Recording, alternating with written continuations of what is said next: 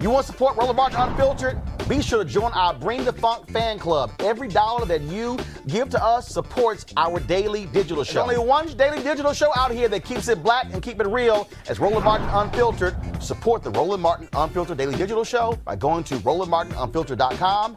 You can make this possible. All right, folks, Facebook founder Mark Zuckerberg was grilled yesterday during his testimony on Capitol Hill. The hearing was about Libra, the company's proposed cryptocurrency, but he also commented on the social network's commitment to civil rights and what it has done to promote diversity after the company's settlement with various civil rights groups related to discrimination tied to advertising and housing. Folks, it was some tough testimony and tough questions, especially when you're facing Congresswoman Maxine of California. It is no secret that Facebook allowed Russia to undermine and divide our country through divisive online ads. The Senate's investigation discovered that African Americans were targeted the most by Russia, specifically in places where Black Lives Matter groups were the most active. Despite all of your technological expertise, Russia and Iran are at it again for the upcoming election. Then last week, you announced a new ad policy that gives politicians a license to lie so you can earn more money off this division, I suppose. Facebook changes the rules when it can benefit itself. Last year, Facebook banned all cryptocurrency ads on its platform because, and I quote, they are frequently associated with misleading or deceptive promotional practices, quote, unquote. Seems fair. Then earlier this year, Facebook rolled back the cryptocurrency ad ban, bought a blockchain company, and announced its own cryptocurrency. So tell us what changed. How did cryptocurrency go from being misleading and deceptive last year and then becomes a means for financial inclusion this year? It seems to me that you shifted your stance because you realize that you can use your size and your users' data to dominate the cryptocurrency market. You change your policy when it benefits you. You reinstated cryptocurrency ads because you had plans to start your own cryptocurrency.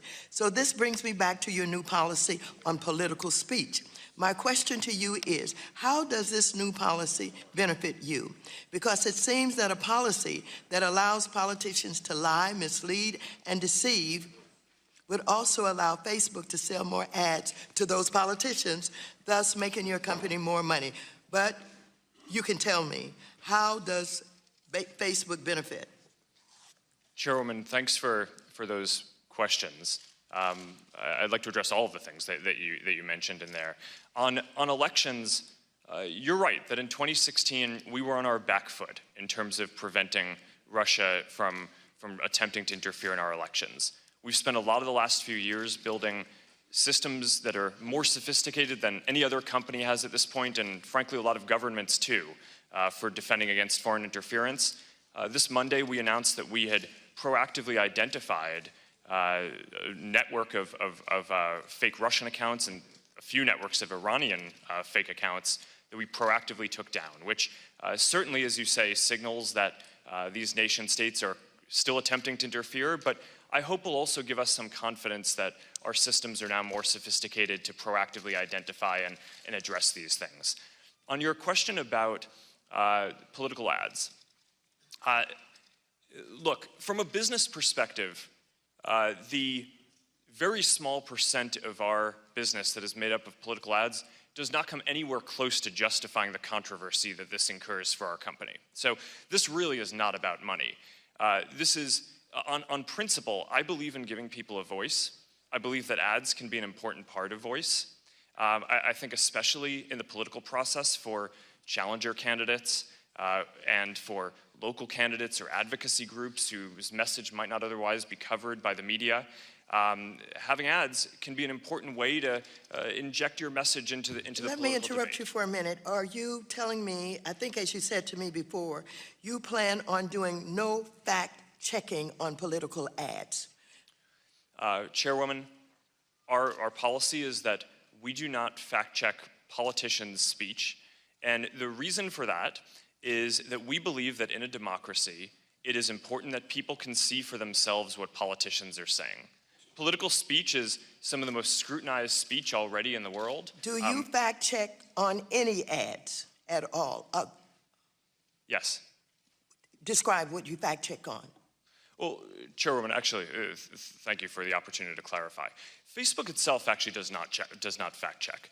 What we do is we have feedback that people in our community don't want to see viral hoaxes or kind of widespread. So let me be clear. You do no fact checking on any ads. Is that correct?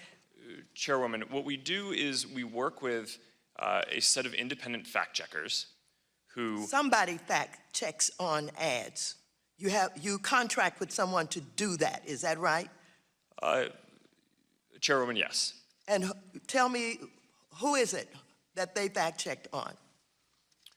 Chairwoman, what we do is when content is getting a lot of distribution and is flagged by members of our community or by our technical systems, it can go into a queue to be reviewed by a set of independent fact checkers. They can't fact check everything, but the things that they get to, and if they mark something as false, then we... All right, my time has expired, and someone else will continue on this line of questioning. Am I the only one confused as hell? No, Facebook, we don't fact check as an independent group that fact check who we pay. Man, cut that bullshit out. You fact check. Speaking of getting checked, here's Congresswoman Joyce Beatty of Ohio. Let's just say every black mama know what this was like. In your opening statement, you talked a lot about civil rights. I think we should probably phrase it a little differently, that you work with civil rights work is because it's a result of the number of lawsuits that you've had. NAACP, even Secretary Ben Carson filed a fair housing lawsuit against you for violations. So let me ask you this. Do you know what redlining is? Yes. Okay, then you should have known better. And maybe if you had real diversity or inclusion on your team, somebody in that room would have said what you were doing when you looked at what you were doing in the housing, how you were redlining or using zip codes to eliminate people from getting information. Now, have you read the report that Laura Murphy sent to you? You've talked a lot about diversity, and you introduced her name about this great study in her work. Have you read it? Do you know what the recommendations were? Do you know when she issued the report? Yes or no? I've seen the report. Okay, tell me what the top 3 things were, because I have it right here. What were the top 3 things in her report? Somebody talked about lying in this committee. I'm only saying it. Well, one of them was around housing ads, which we've talked about. The other was around setting up a civil rights task force. And who's on the civil rights task force? Sheryl Sandberg is the person she's... What's civil rights? Okay, we know Cheryl's not really civil rights, so I'm trying to help you here. She's your COO, and I don't think there's anything, and I know Cheryl well, about civil rights in her background. So come better than that for me, if we're going to talk civil rights. It's an internal task force. Do you know who the firm that you employ for civil rights is? Congressman, I don't know. How could you not know when you have employed the most historical, the largest civil rights firm to deal with issues that are major? And this is what's so frustrating to me. It's almost like you think this is a joke when you have ruined the lives of many people, discriminated against them. Do you know what percentage of African Americans are on Facebook in comparison to majority folks? Do you know what the percentages are? People using the Facebook? Yes. Do you know what the percentages are for African Americans? I don't, because we don't collect the races of people. Well, it came out in a report and in the Pew Research Center that was sent to you. So maybe you just don't read a lot of things that deal with civil rights or African Americans. I have a lot of questions I'm going to send to you that I'm not going to be able to get through, and I would like an answer, because this is appalling and disgusting to me, and I yield back. When it get funky, this the face you make. Damn! But oh, You know, the freshmen, they got to ask questions last. And oh, my Lord, Congresswoman Alexandria Ocasio-Cortez, let's just say she just walked Mark Zuckerberg's behind down. You announced recently that the official policy of Facebook now allows politicians to pay to spread disinformation in 2020 elections and in the future. So I just want to know how far I can push this in the next year. Under your policy, you know, using census data as well, could I pay to target predominantly black zip codes and advertise them the incorrect election date? No, Congresswoman, you couldn't. We have, even for these policies around the newsworthiness of content that politicians say and the general principle that I believe that... But you said you're not going to fact check my ads. We have, if anyone, including a politician, is saying things that can cause, that is calling for violence or could risk imminent physical harm or voter or census suppression when we roll out the census suppression policy, we will take that content down. So you will, there is some threshold where you will fact check political advertisements. Is that what you're telling me? Well, Congresswoman, yes, for specific things like that, where there's imminent risk of harm. Could I run ads targeting Republicans in primaries saying that they voted for the Green New Deal? Sorry, can you repeat that? Would I be able to run advertisements on Facebook targeting Republicans in primaries saying that they voted for the Green New Deal? I mean, if you're not fact-checking political advertisements, I'm just trying to understand the bounds here. What's fair game? Congresswoman, I don't know the answer to that off the top of my head. I think so. You don't know if I'll be able to do that. I think probably. Do you see a potential problem here with a complete lack of fact-checking on political advertisements? Well, Congresswoman, I think lying is bad, and I think if you were to run an ad that had a lie, that would be bad. That's different from it being, in our position, the right thing to do to prevent your constituents or people in an election from seeing that you had lied. So you won't take down lies, or you will take down lies? I think it's just a pretty simple yes or no. Congresswoman, I'm not talking about spin. I'm talking about actual yes, in most cases, in a democracy, I believe that people should be able to see for themselves what politicians that they may or may not vote for so are you saying, won't take judge them their down. Character for themselves. So you won't take. You may flag that it's wrong, but you won't take it down. Congresswoman, it depends on the context that it shows up. Organic post, ads, right. The treatment is a little One more question. In your ongoing dinner parties with far-right figures, some of who advance the conspiracy theory that white supremacy is a hoax, did you discuss so-called social media bias against conservatives, and do you believe there is a bias? Congresswoman, so I don't remember everything that was in the question. That's all right. I'll move on. Can you explain why you've named the Daily Caller, a publication well-documented with ties to white supremacists, as an official fact-checker for Facebook? Congresswoman, sure. We actually don't appoint the independent fact-checkers. They go through an independent organization called the Independent Fact-Checking Network that has a rigorous standard for who they allow to serve as a fact-checker. So you would say that white supremacist-tied publications meet a rigorous standard for fact-checking? Thank you. Congresswoman, I would say that we're not the one assessing that standard. The International Fact-Checking Network is the one who is setting that standard.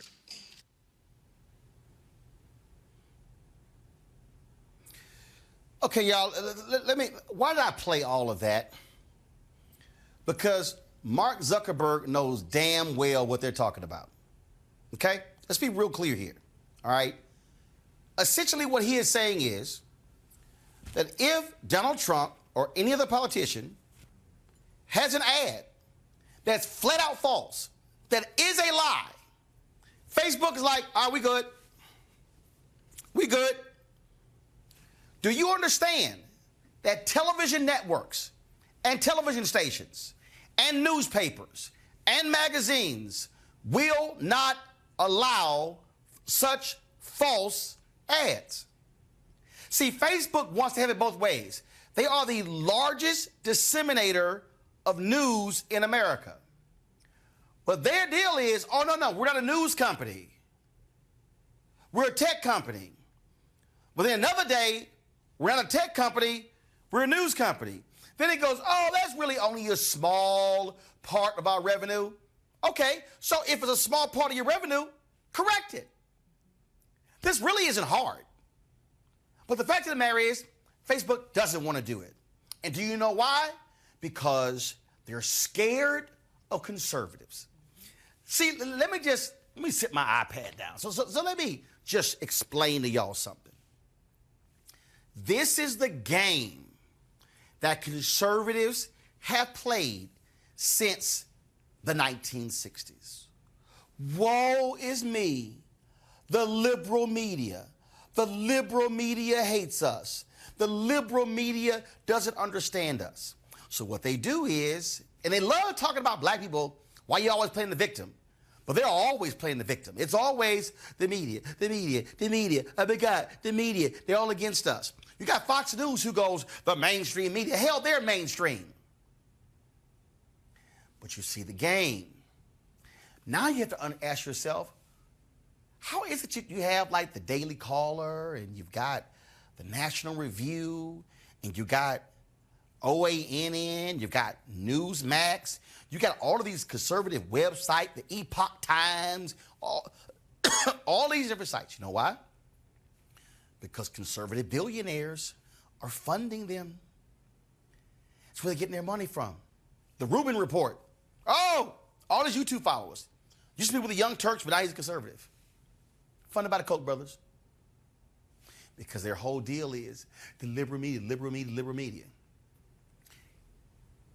They hit CNN with that. When I was there, they hit CBS. If CNN had gone out and hired, even today, if CNN had goes out and hires 1,000 conservative employees, you know what the conservatives would say? They're still liberal. That's the game. So they attack Facebook. They attack YouTube. I saw some documentary, Dennis Prager, the censorship. Prager University, PragerU, has had more than 2 of their videos, 2 billion views. So where's the censorship? This is a part of their strategy and their game. And so Facebook is scared to death. Why? Because Republicans control the Senate, and they're scared that Donald Trump is going to attack them. Now their problem is that they're getting their ass kicked by the Democrats. And see, all Zuckerberg had to say is, if you want to run ads on Facebook and you're lying, we're not going to run it. Simple as that. Facts are not optional. Facts are not up for debate. But Facebook wants to have it both ways. And that's why they're going to continue to get their behind kicked. And Greg, this is critically important because we know, and this is what I keep trying to walk people through, these low information voters. He says, you know, the public should be able to, speech is so important and the public should be able to hear it. But when you have people who don't know the truth, and then somehow somebody presents it, there's a reason people, I see these tweets, Roland, why are you always interrupting people? Because if you lie on Roland Martin Unfiltered, I'm stopping you. And I'm going to smack you. Because I can't let somebody watching on YouTube or Facebook or Periscope or watching on Twitter or listening to the audio podcast go, well, Roland didn't say anything. Roland didn't interrupt them, so what they said must be true. No. Facebook is knowingly allowing lies, and that's why Zuckerberg got jacked up, and he should have gotten jacked up. Absolutely. And his courtesy, chairwoman and congresswoman notwithstanding, Mark Zuckerberg doesn't give a damn about anything but Mark Zuckerberg and his profit bottom line. Mark Zuckerberg went to China and asked Xi Jinping to give his daughter a Chinese name, trying to figure out another way to get into the Chinese market. Failing that, and he then says that China is a champion of censorship and they should be ignored, and we have to be careful here in America and protect free speech, because if we don't, the Chinese will own the internet. These are all scare tactics because he's afraid to lose his market. This man, let's just connect a few dots. Pete Buttigieg says that He thinks that we should have more Supreme Court justices like Anthony Kennedy. Come on, sir. Anthony Kennedy is the author of Citizens United. Citizens United is the terrible Supreme Court decision that basically said you can say whatever the hell you want if you're a corporation and spend as much money as you want to say it.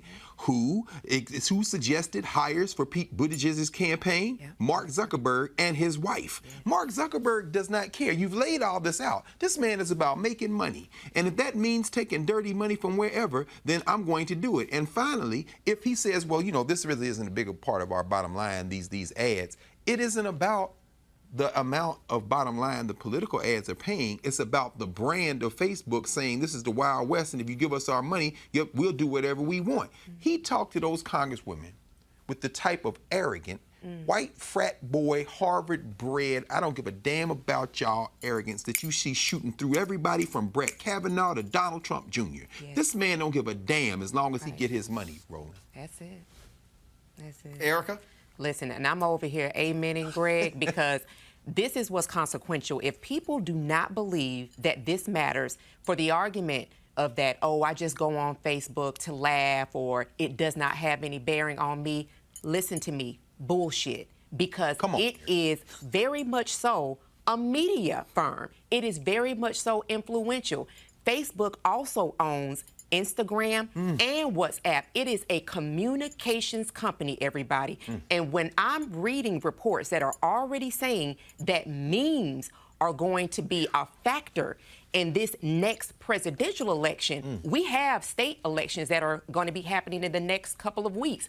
In the general election, an election where you already have a person that is occupying 1600 Pennsylvania Avenue, a freaking terrorist who has sold America and is continuing to sell democracy to the highest bidder. If you do not believe that what you see and what you hear and not having the nuance to be able to understand what is true and what's not, what is factual does not have an impact on you or does not have an impact on your audience or the community at large, you are living foul. It absolutely does. And so that is why it is most important not only for us to be able to dissect these hearings, but to also understand that what is being flashed before your eyes is not all for your good, and that there has to be some level of pushback, which is what these members of the House Financial Services Committee were doing, taking Facebook to task, but also letting the audience know that, listen, that they have opened floodgates that really cannot be closed so easily. That's right. That's right. Let me also say this for the people who are watching. And again, I'm going to sit my iPad down again, okay? So let me walk through this. And y'all are going to hear a lot more of this over the next year, right here on Roland Martin Unfiltered. I did a video called Black Media, Black-Owned Media being the tip of the spear. What that means is that when you are in a battle, you're the tip of the spear that connects with the skin, but somebody got to push that thing in order to take your opponent out. Black-owned media is the tip of the spear. So everybody is focusing on the lying ads. But it was Congresswoman Joyce Beatty, who's the subcommittee chair on diversity and inclusion, who hit him on the issue of pension funds, lawyers, law firms, accounting firms. See, let me explain something to y'all, and trust me, I'm gonna unpack this thing because I'm actually working on this thing right now. And in fact, my speech tonight to the Minneapolis, the Twin Cities Urban League, they want me to talk about unity. But I'm gonna give y'all a preview of my speech. All right. We can't talk about unity until we deal with money. Come on. Come on. Come on. Come on. See, when she hit him on that, what y'all gotta understand is that black folks have been locked out of getting those dollars. See, there are a whole bunch of y'all out there always trashing Reverend Jackson. But Reverend Jackson was the one who was talking about pension funds or black folks being able to manage those dollars. Yeah, so is When he was going after Silicon Valley companies, Verizon and others, he talked about the billions in bond offerings they were putting up. And he was asking, Where are the black law firms? Where are the black accounting firms? Where are the black bond firms? Yeah. Do y'all know that right now the federal government has a $1 trillion plus pension fund? And do y'all know that BlackRock controls more than half of the total pension fund in America? George Bush and company. Matter of fact, let me further unpack this. In fact, BlackRock wrote the regulations where they were really the only firm eligible to be able to control the dollars. Now let me unpack it a little bit more. If you had to determine what is the greatest collection of black wealth, I said collection, the greatest collection of black wealth in America are black public workers. I need y'all to hear what I'm saying. That means all these black folks who have worked for the federal government, who work for state governments, county governments, city governments, school districts, water districts. That's public pension funds. So the greatest collection of black wealth in America resides with public workers.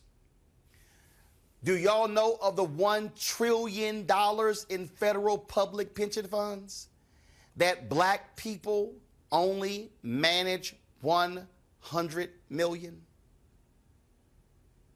That's right. 100 million of 1 trillion. We can go, that's the federal government. We ain't even talking about each one of the states and the billions in pension funds. That's that industry. Same thing when you talk about the advertising industry. Who are the black creative directors? Who are the black ad agencies? Are they getting a piece of this pie? No, they're being controlled by these international conglomerates.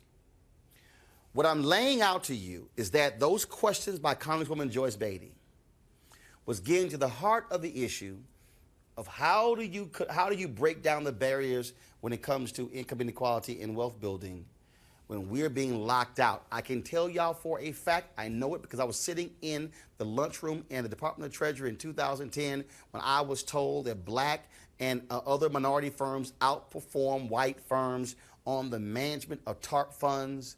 And I said, are they gonna get more money? And everybody went quiet. So when everybody is focusing on the ads, which are critically important, we're gonna be focusing on what Congresswoman Joyce Beatty said.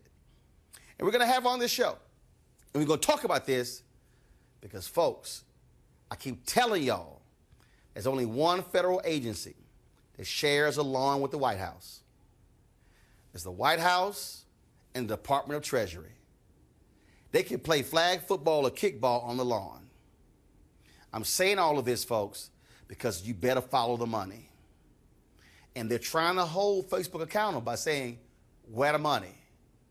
Why is it Facebook is funding all of these news shows and not one of them black? Oh, yes, Jada has Red Table Talk. That's not a news show. But I'm talking about they're funding a CNN show, a Fox News show, a Univision show. They're funding a whole bunch of shows, none of them black. And when he said we don't collect data, Facebook knows that black people over-index on their platform. We over-index on Twitter. We over-index on Instagram. Yet we don't own any of these platforms. And are those platforms and those companies making sure that black firms are getting dollars? I'll be unpacking this further on days ahead. Don't think for a second that we're done. All right, folks, back to that Roland Mark Unfiltered video in just one moment.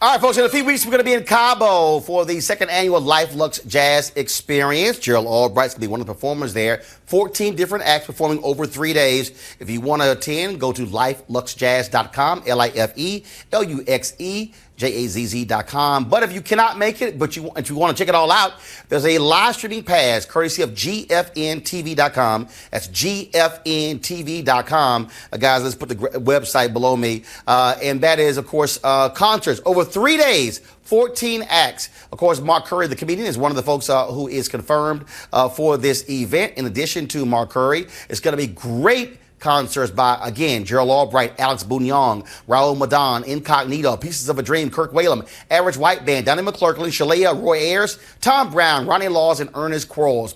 I'll be doing Roland Martin Unfiltered that Thursday and Friday from Cabo. Looking forward to it. But again, if you want to watch the live stream, go to GFNTV.com. That's GFNTV.com. Now back to your Roland Martin Unfiltered video.